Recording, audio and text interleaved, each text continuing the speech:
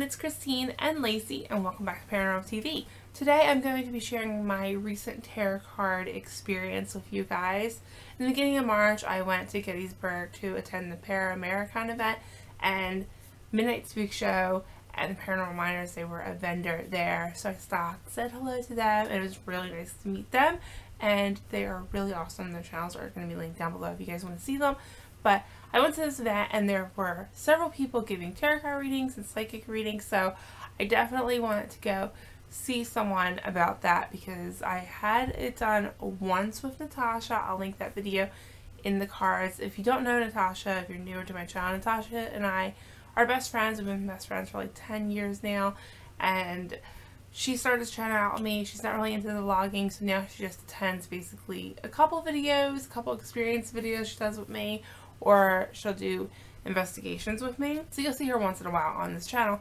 Natasha is an amateur tarot card reader. She started not too long ago, so she did a tarot card reading for me, and that will be in the cards. So that was my only experience with a tarot card reading. I have to say, I am not a big believer in tarot cards. I never have been. I never had many experiences with it other than the one with Natasha, and that one was pretty good, pretty accurate, I would say, so I was a little bit shocked about that. So I didn't really know what to expect going into this tarot card reading. I have to say, I cannot remember the lady's name who read my cards, and she was so nice.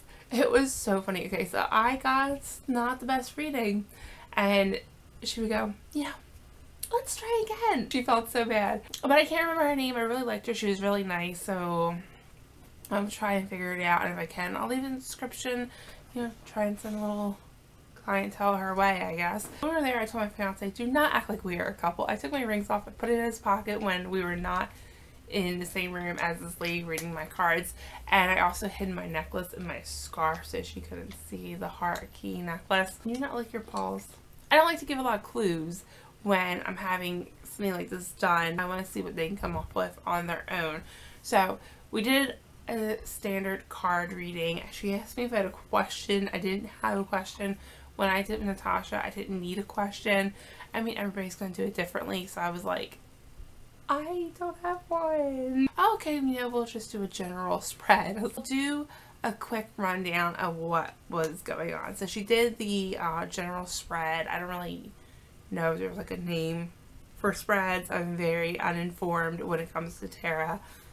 But she did a general spread, and she started reading the cards to me, and I got one card where she was like really worried about. So she said the one card meant that there was a man that I knew who was looking for a job. That situation kind of fits somebody that I knew, but not very well. She asked if he was a dark-haired man, which yes, the person I was thinking of at the time was. It didn't fit that great for me, so I wasn't like super impressed by that particular card at the moment. Then she said there was another card that meant that that job wasn't going to work out. And then she read one card she was like really concerned about, and she was like, this is really bad. It could be the job.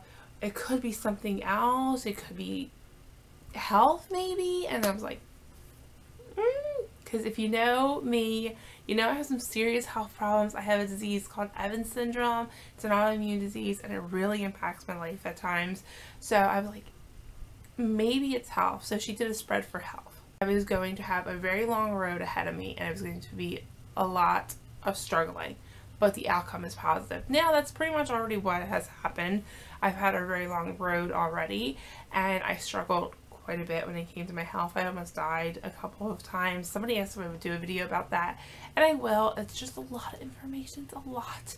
So much. So I have to prepare for that video because it's a ton of information involved. But that was really, really accurate. And then, what else did she say? This was a long time ago, and I wanted to do this video before I forgot everything, but then I got sick. And then my fiance's uncle passed, so I wasn't able to film it right away. But she said a few other things that I felt like, oh, you know what? She told me sometimes I'm impulsive, which I can be impulsive when I'm angry, but I'm not angry. I'm actually very cautious, but I can be impulsive when I'm angry because I make my decision based on my emotion at that time. She said that I worry too much, which is true. I worry about everything, and I worry every day. every single day. Actually, I went to bed worrying and I woke up worrying in the morning. So that is very true. Oh, I remember what she said to me. Are you seeing someone about these health issues? I said yes, and she said, you need a new person. She told me that she also would get visions when she would do these card readings, and that she was being told my doctor is kind of an idiot and there's something unseen with my health that he's not really getting to, that I need to find somebody else. I had like a burning feeling in my stomach, and I do have problems with my stomach, and everyone always tells me to see a doctor. I always push it to the side, but it had been pretty bad at this point in time.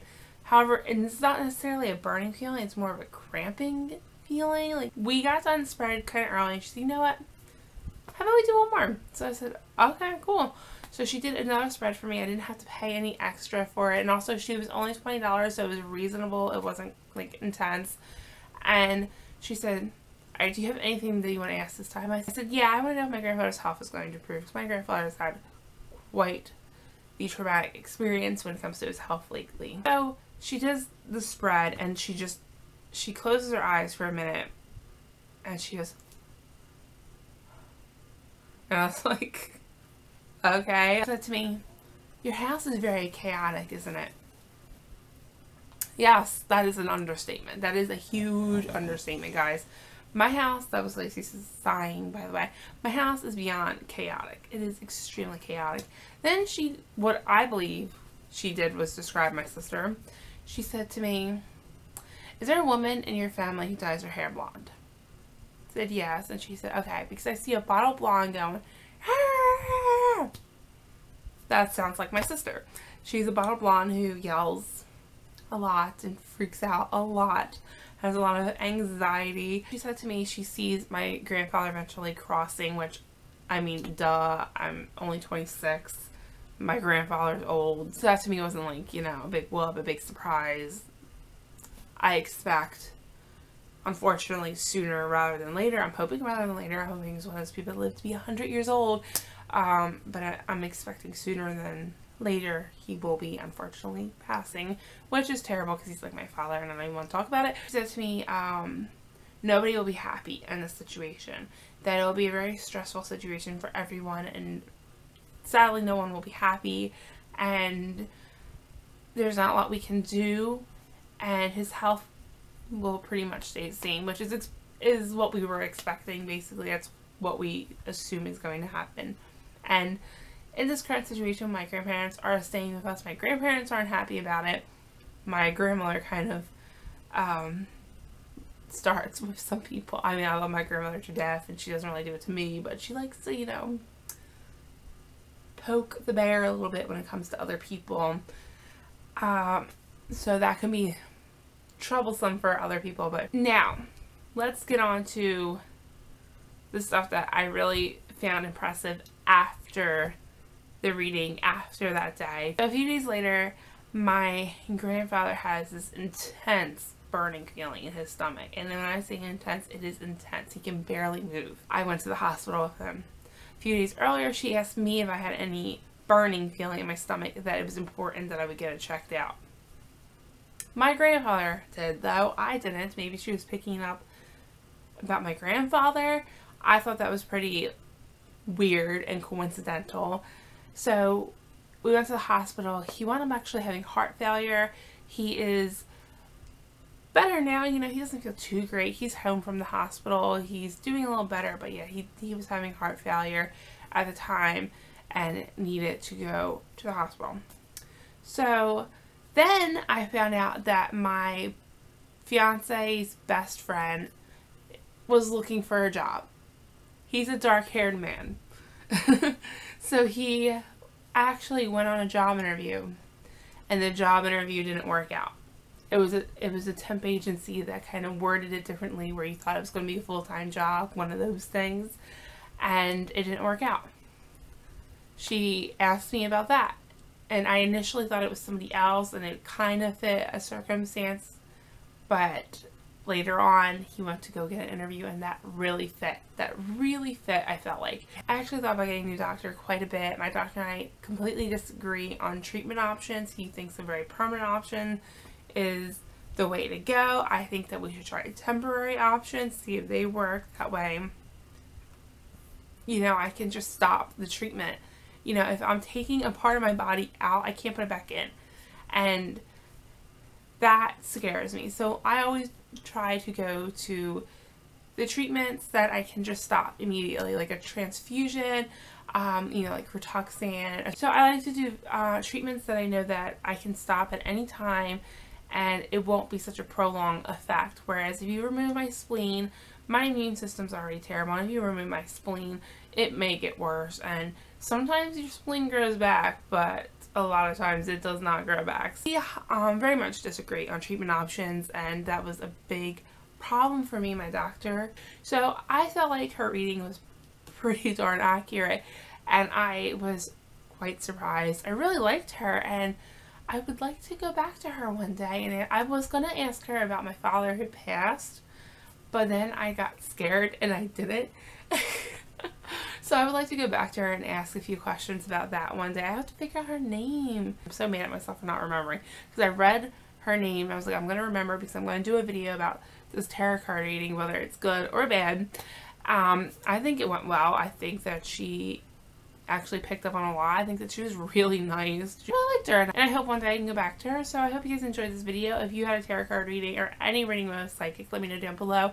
I think I'm going to do a palm reading with Natasha, and we will do a video on our experience if we do that. I'm pretty sure we're going to do that. I just don't know when we're going to do that because I have a ton of things to do. So I hope you guys enjoyed this video. Let me know what you thought down below, and I will see you in my next one. Bye!